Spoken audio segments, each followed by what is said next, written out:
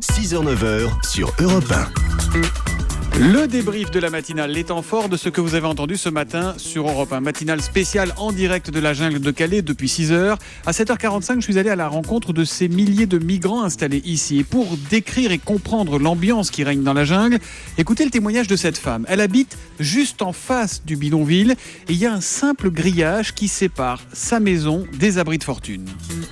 Moi, 3-4 fois par semaine, on entend l'assaut des migrants sur les CRS. On est enfumé parce qu'ils font tout le temps du feu ou ils brûlent leurs tentes parce qu'ils se battent. Sinon, individuellement, quand on en reparle, ils sont gentils. Mais c'est surtout quand ils sont en masse et que tout d'un coup ils s'énervent, c'est angoissant. Voilà, reportage que vous retrouvez en intégralité sur notre site europe1.fr comme un web documentaire réalisé par Spicy qui vous permet une visite virtuelle de cette jungle de Calais. Tout ça, c'est sur notre site europe1.fr.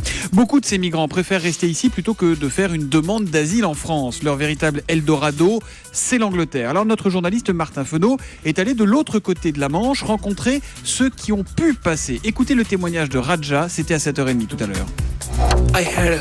J'avais un espoir. Mon choix, c'était la Grande-Bretagne.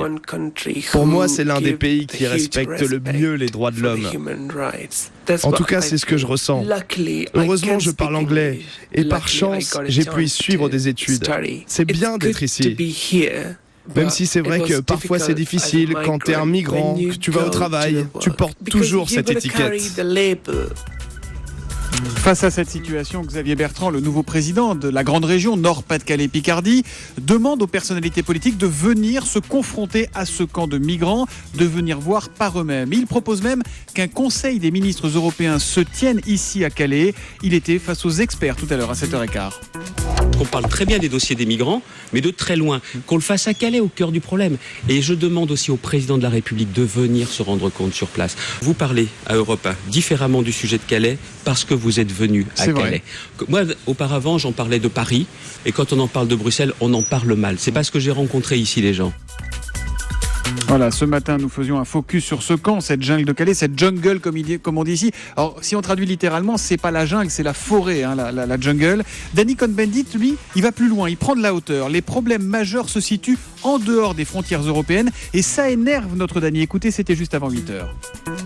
En Afghanistan, ils ne peuvent pas vivre. Qu'en Syrie, ils ne peuvent pas vivre. Ils se font bombarder. Mais qu'est-ce que vous voulez ? Vous leur dites, mais restez sous les bombes. On dit, mais restez en Turquie. En Turquie, ils ont 2,5 millions de réfugiés. 2,5 millions. En Turquie, ils ont des camps de 90 000, 110 000 personnes. Dans des tentes, ils n'ont pas de nourriture, etc. Donc, notre système de Dublin crée des Calais partout. Et Calais, c'est rien. Voilà, et cette matinale vous fait réagir beaucoup, vous fait débattre sur Twitter avec le hashtag E1Calais. Continuez évidemment, on n'a pas encore complètement terminé.